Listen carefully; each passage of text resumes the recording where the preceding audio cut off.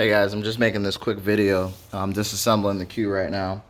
About to pull the motor out. But this is just for the Red Sport guys that want to do the frozen boost upgrade. It's really easy, right? So if we look down here, that's the discharge of the first pump.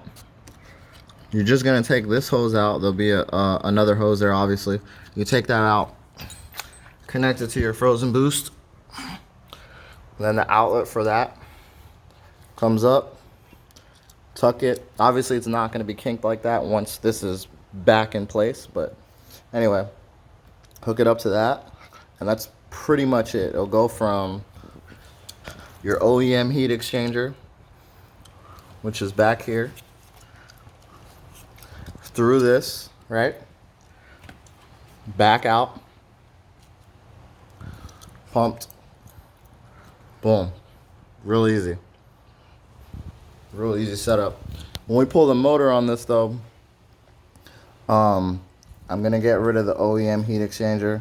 I'm gonna go with something a lot bigger, but I'm gonna keep the frozen boost also. That's it.